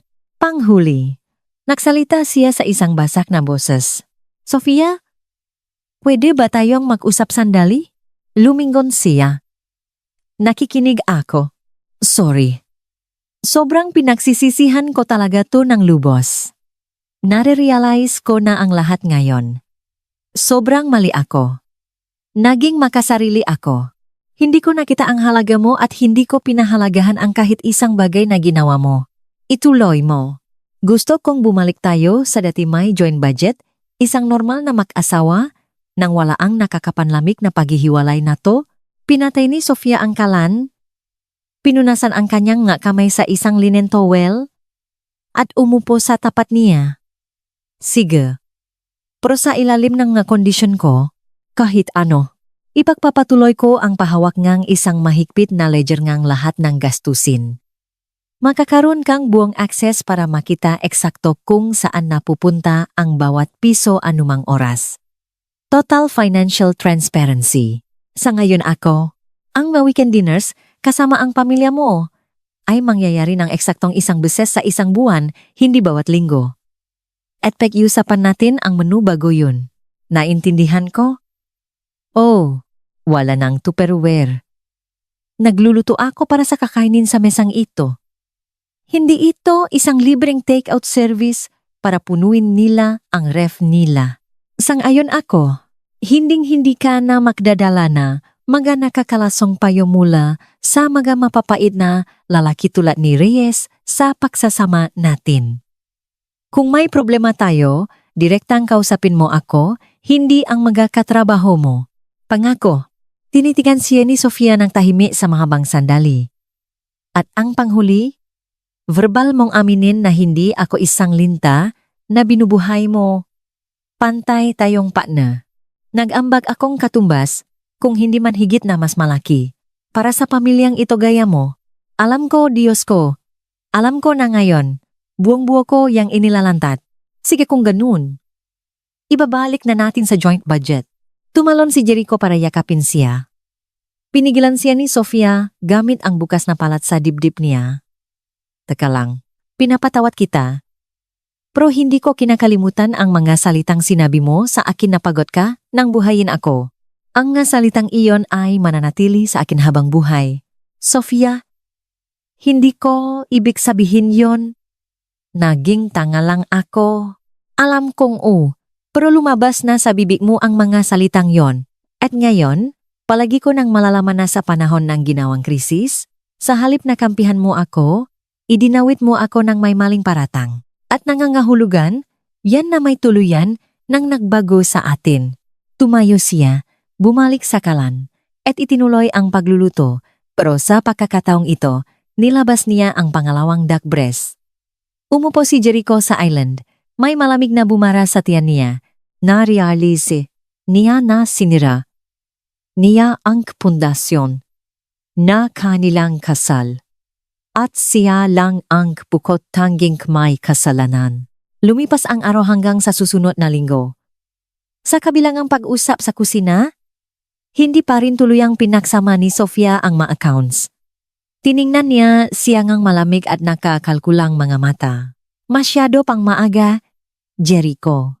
Hindi mo palubos na naintindihan. Sinubukan niyang magmakaawa, pero hindi ito natitinak. Nagpatuloy ang pagpapatupat ng hiwalay na finances. Patuloy na nag-survive si Jericho sa fast food at sa mga pangit na pananghalian sa cafeteria. Gusot ang kanyang madamit. Magulo ang kanyang maespasyo.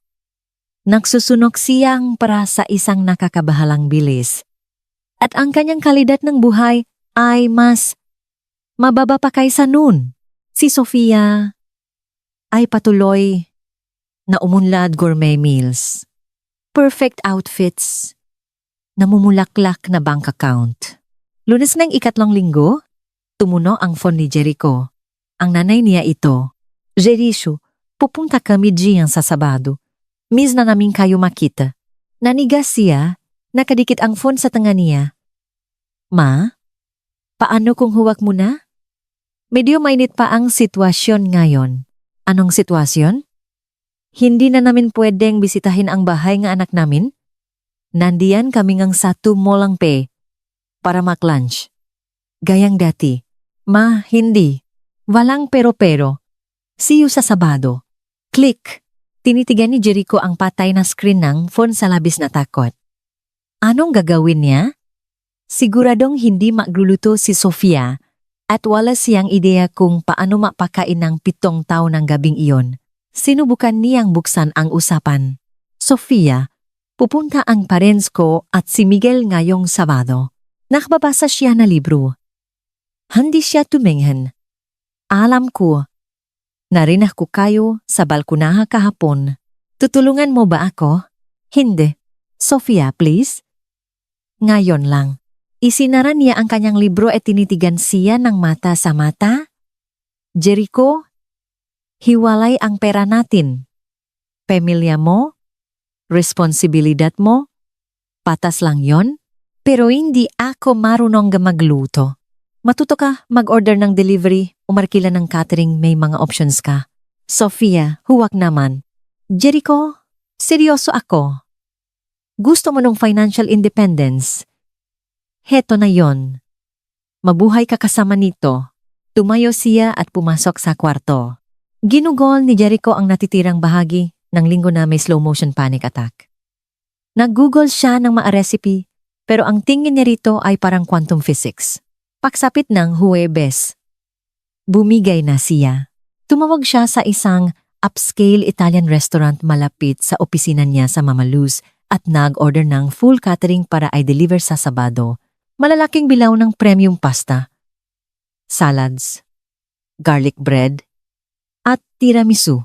Nakakahalaga ito ngang 500-700 isang malaking tipa nga natitirang sweldo niya para sa isang kainan lang pero wala siyang magagawa. Biyernes ang gabi, may pagmamayabang niyang sinabi kay Sofia, Nag-order akong catering mula sa Mama Luz. Ide-deliver bukas ang tanghali. Good job. Ang diskarte mo. Talaga bang hindi ka magluluto ng kahit ano? Hindi.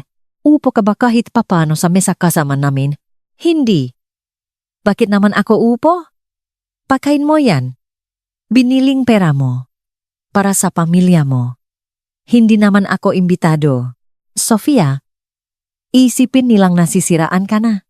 Hayaan mong isipin nila ang gusto nila. Napagtanto ni Jericho na walang patutunguhan ang pakikipagtalo. Natulog siyang mabigat ang dibdib. Nagsimula ng malala ang Sabado. Maagang gumising si Sofia, naligo, nagbihis ng maayos, at inanunsyo na gagastusin niya ang araw sa apartment ng kaibigan niya sa Makati CBD. Babalik ako mamayang gabi. Ginagawa mo to ng sinasadya, hindi ba? Sumabog si Jericho. Hindi, talagang wala lang akong ganang makisali sa sirkus mo. Good luck, at umalis siya. Naiwang mag-isa si Jericho. Bandang 11:30 ng umaga, tumunog ang telepono niya. Galing ito sa restaurant. Sir, sobra po kaming humihingi ng pasensya. Nagkaroon po ang malaking problema sa tubo sa main kitchen namin at hindi po namin magagawa ang order ninyong catering. I-refund po namin sa card ninyo. Papasok po ang pera sa loob ng 3 hanggang 5 araw. Nanlamig ang dugo ni Jericho. Ano? Ang nga magulang niya ay darating sa loob ng 90 minuto. Kinuha niya ang jacket at kumaripas na takbo sa pinakamalapit na grocery store. Tumakbo siya sa mga aisles, hinihingal na parang hihimatayin. Ano ang pwede niyang lutuin? Kinuha niya ang pinakamurang na kahon ng penne pasta na makikita niya. Garapon ng generic na marinara, tasty bread, at butter. Halos wala na siyang pera sa kanyang checking account. Ang susunod na sweldo niya ay 1 linggo pa. Tumakbo siya pauwi at pinunit ang 1 kahon ng pasta. Tumayo siya sa kusina na parang bato. Paano ba ito pinakukuluan? Gaano karaming tubig? Gaano katagal? Hinulaan niya. Pinuno niya ang isang napakalaking kaldero ng napakakaunting tubig. Pinalakas ang apoy at ibinuhos ang 2 kahon doon. Dahil kulang sa tubig, agad na nakadikit-dikit ang pasta at naging 1 buong blok ng arena sa ilalim ng kaldero. Si Jericho, habang sumisigangang nga pakmumura, ay pilit na kinaskas ito. Na sa huli ay tinapon na lang ang nasirang suno na tipa sa lababo. Tiningnan niya ang orasan, 12:45 p. Nandito na sila sa loob kang 15 minuto. Sa sobrang taranta, kinuha niya ang huling natitirang kahon ng penne. Binuksan niya ito at direktang ibinuhos ang matuyo, hilaw, at hindi lutong pasta sa 3 paper plates. Inilapak niya ang 3 platong hilaw na noodles sa dining table. Wala nang iba. Eksaktong 1 kama, tumunok ang doorbell. Binuksan ito ni Jericho, mukhang patay na naglalakad. Pumasok ng mabilis si Nanay Carmen. Kumukumpas ang tote bag na Tupperware. Sumunod si na Miguel, Lisa, at ang mga bata. Ang weird ng amoy dito. Pansin ni Nanay Carmen. Wala namang gamoy. Hindi ba nagluto ulit si Sofia? Tuloy po kayo? Bulong lang na nasabi ni Jericho. Tinanggal nila ang kanilang jacket. Tumakbo ang nga bata para maglaro. Tiningnan ni Nanay Carmen ang walang laman na dining table. Hindi pa ba handa ang pakain? Ready na po. Ilalabas ko na. Pumunta si Jericho sa kusina, kinuha ang 3 paper plate ng hilaw na pasta, dinala ito sa labas, at ibinaba. Tinitigan ng lahat. Sa bawat plato ay may tambak ng parang butong tuyo at hilaw na penne mula mismo sa kahon. Bimalot ang nakakabinging katahimikan sa kwarto. Si Miguel ang unang nagsalita. Ano to? Si Jericho, pinagpapawisan hanggang shirt, ay walang nasabi. Lumapit si Nanay Carmen sa mesa, kumuhang isang matigas na noodle, at sinubukang baliin ito. Hilaw to. Eksaktong sa segundong iyon, lumabas si Sofia mula sa pasilyo. Hindi pala siya pumunta sa Makati CBD. Nakaupo lang siya ng tahimik sa master bedroom buong oras, naghihintay. Napalingon ang buong pamilya sa kanya. Nakatayo, si Sofia sa pintuang na may kalmado at nakakatakot na ngiti. Ginawa mo to ng sinasadya, sigaw ni Nanay Carmen sa kanya. Anong klaseng basura ang ipinapakain ng batang to sa atin? Mabagal na naglakad si Sofia patungo sa dining table. Tiningnan ang hilaw na pasta at pagkatapos ay tiningnan ang kanyang ngabiyanan. Kain na. Hiwalay na nating minamanadye ang pera natin ngayon, naalala niyo ba? Humarap siya kay Jericho. Ito lang ang natirang pera mo para sa dry pasta, di ba? Well, bon appetit. Ingatan niyo, nalang baka mabasak ang ngipin niyo. Binging katahimikan. Nalaglag ang panga ni Nanay Carmen hanggang sahig, napayuko si Miguel, at napaubo ng malakas para itago ang katotohanang, natatawa na siya ng hysterically. Tinapan ni Liza ang mukha niya ng kanyang makamay. Si Jericho ay kasing putla ng multo. Sofia, hindi ka umalis, pabulong niyang sabi. Hindi, nasa kwarto lang ako pinapanood kang nagdurusa, hinihintay ang mismong sandaling ito. Bakit? Para patunayan ang punto sa iyo at sa kanila. Inilibot niya ang kanyang tingin sa mabiyenan. Para lahat ng tao sa kwartong ito ay tuluyang maintindihan kung ano talaga ang ibig sabihin ng hiwalay na pra. Nahanap ni Nanay Carmen ang kanyang boses. Binabastos mo ba kami? Pamilya mo kami? Hindi, putol ni Sofia sa kanya nang may nakakamatay na lamig. Pamilya kayo ni Jericho at ikaw ang nag-propose ng hiwalay na finances, Nanay Carmen. Naalala niyo ba? 3 linggo ang nakakalipas. Nakaupo sa mesa ko sinasabihang ako kung gaano. Tumoderno at convenient. Hindi ko iyon ibig sabihin. Ano ang ibig niyong sabihin? Na dapat kong ubusin ang pera sa bank account ko para pondohan ang lifestyle niyo habang patuloy kayong nagpupunta rito para kumain ng libre? Hindi ganun ang patakaran? Hindi tayo kumakain ng libre? Pamilya tayo? Isang pamilya na pumupunta dito tuwing Sabado para ipek ang nga tupperware ng mga mamahaling pakain para sa buong linggo niyo. Isang pamilyang salok ngang 3 taon ay nakakain ng mahigit 5,150,000 mula sa pera ko? At hindi man lang nagsabing salamat. Namula ng malala si Nanay Carmen, tapos namutla. Ako. Hindi ko alam yon. Malamang hindi niyo alam. Wala kayong pakialam na alamin. Pumupunta kayo rito. Nakpapakabusog. Pinupuna ang lutok ko. At inuwi ang mga bit-bit niyo.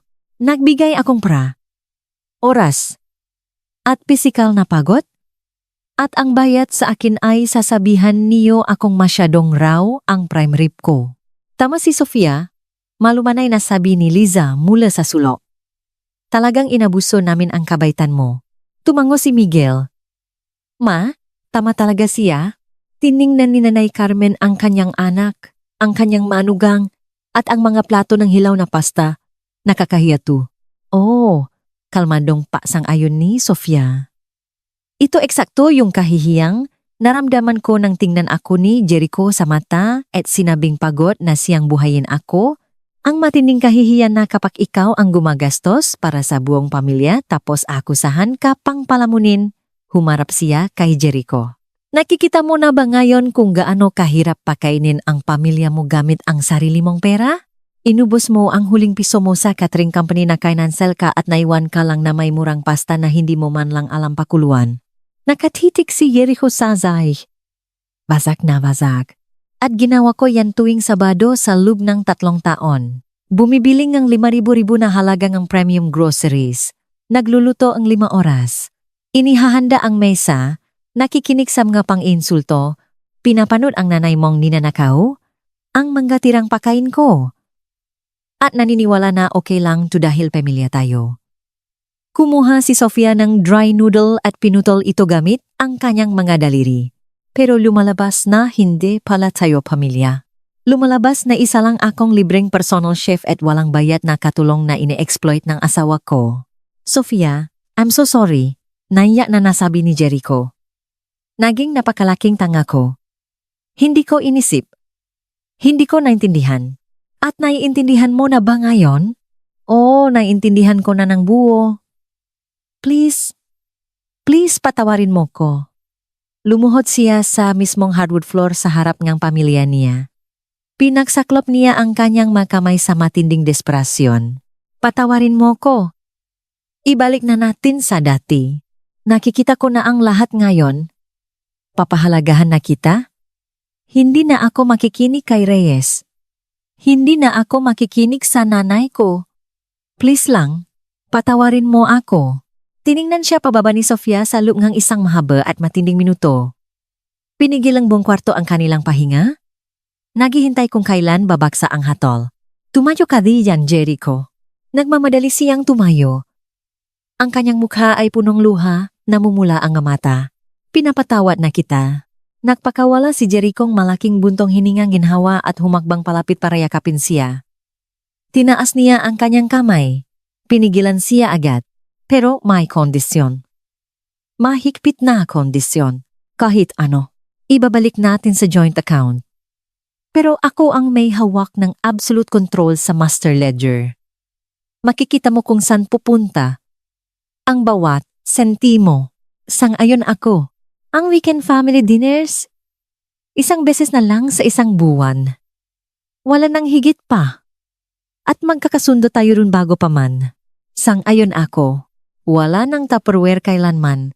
Kakainin niyo ang nasa mesa. Kung gusto niyo ng take-out, pumunta kayo sa restaurant at bayaran niyo. Umurong sa pakainis si Nanay Carmen, pero hinawakan ng mahigpit ni Miguel ang balikat nito. Ma, manahimik ka. Perfectly fair yun. Tumango nang mabilis si Jericho. Done, hinding-hindi ka natatanggap ngang marital advice mula sa labas ngang bahay na ito. Kung may problema ka, direktang dalhin mo sa akin. Pangako ko yan. Huminto si Sofia, bumaba ang boses sa isang seryosong tono.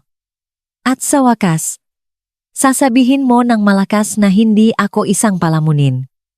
Ako ang equal partner mo. Nagaambag ako ng mas malaki sa bahay na to kaysa sayo.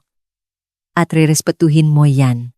Si Jericho, hayagan ng umiyak, ay mabilis na tumango. Oh, sumusumpa ako.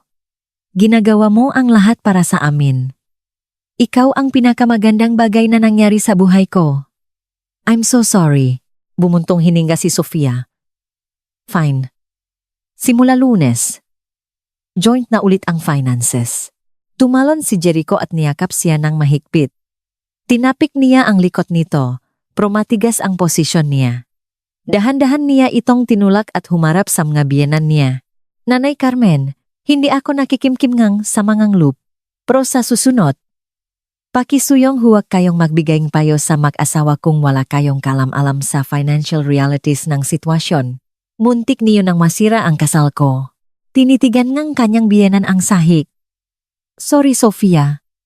Hindi ko akalain na abot sa ganito. Alam kong hindi niyo inakala. Kaya ko to pinapalampas. Lumapit si Liza at mahigpit na niyakap si Sofia. Salamat sa pagpapakain sa amin sa loob ngang maraming taon. Napakasama namin. Sumunod na lumapit si Miguel. Sofia, badas ka. Tinuruan mo kami ng isang brutal pero sobrang kinakailangang leksyon. Eksakto namang lumabas ang mabata mula sa toy room at tumigil. Nakatitik sa umiyak na matatanda. Tiningnan ng batang babay ang mesa. Nasaan yung pakain? Bakit puro matitigas na sticks lang yan?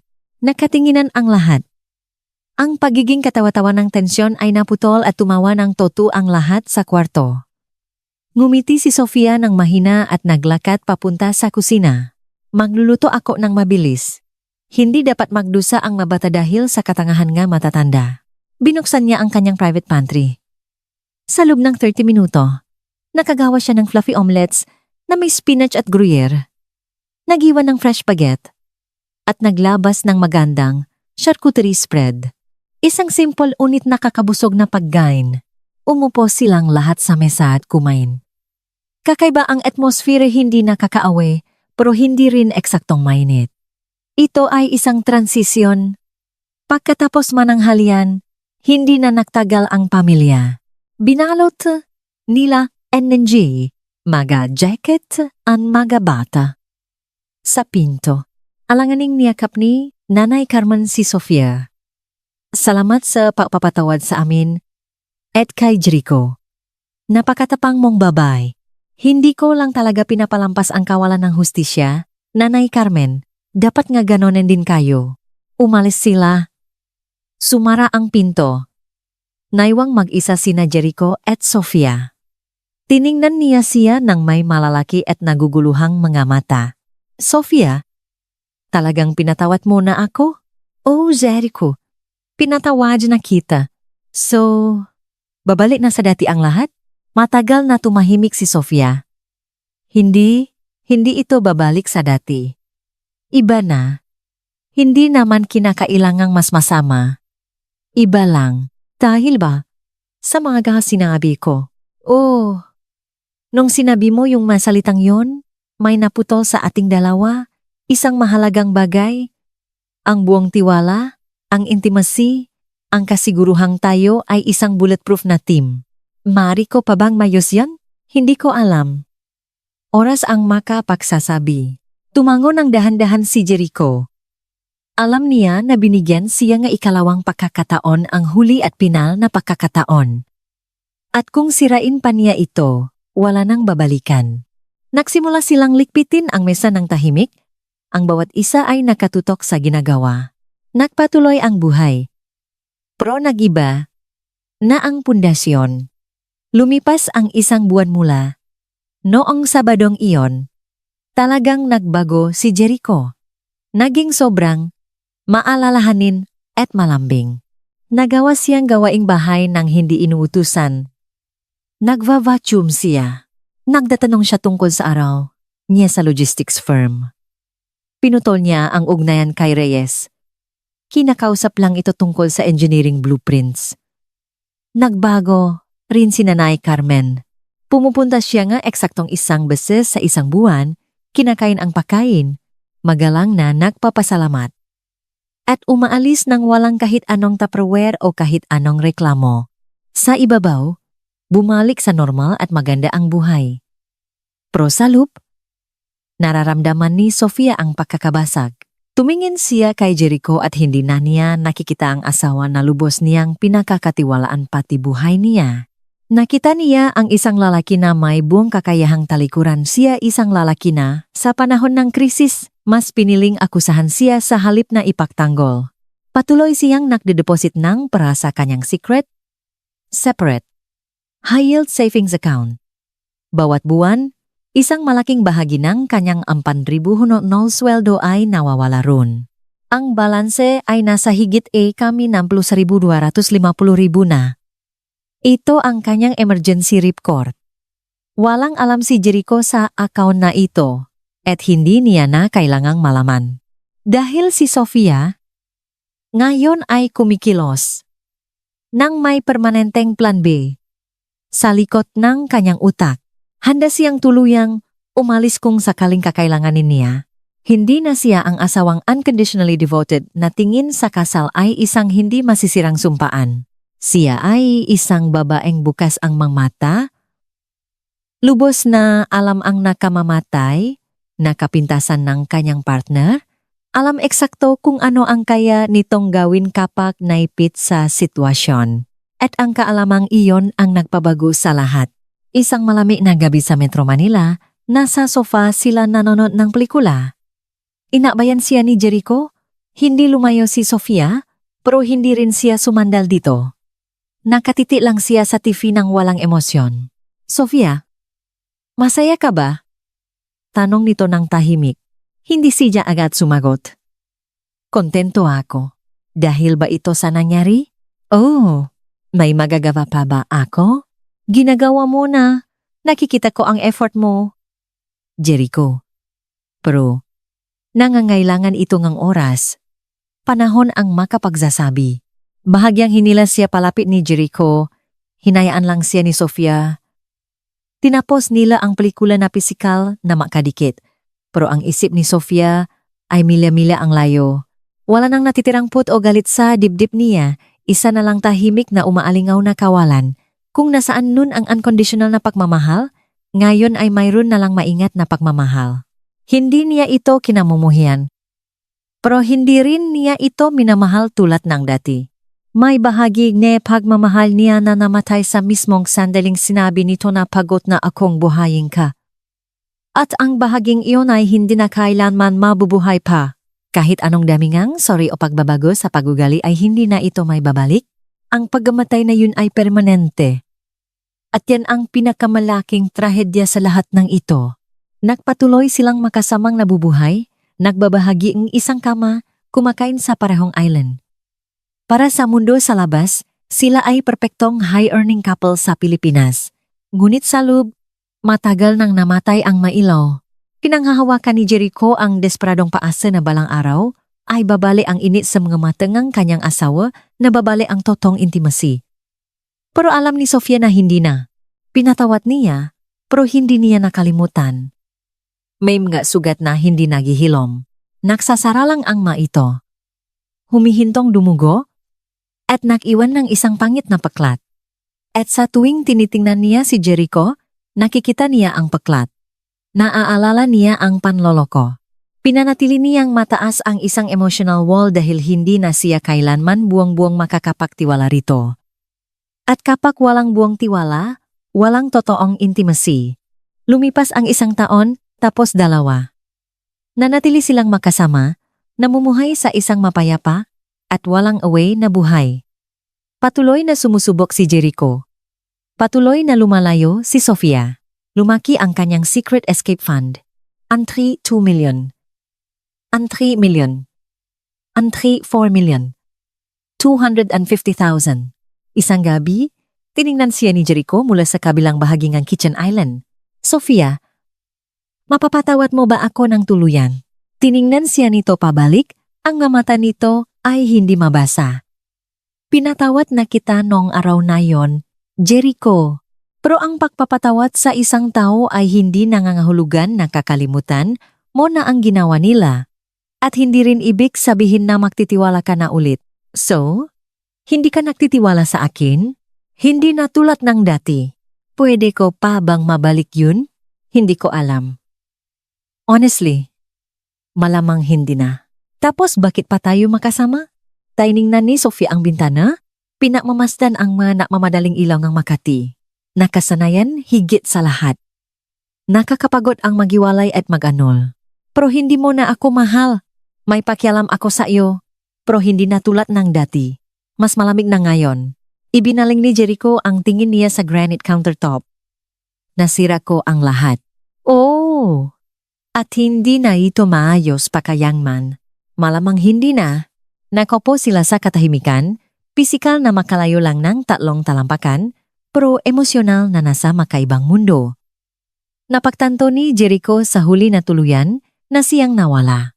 Maaring nakaupo ito sa kusina niya, pero ang puso nito ay matagal nang nag-impake at umalis maraming taon na ang nakalilipas.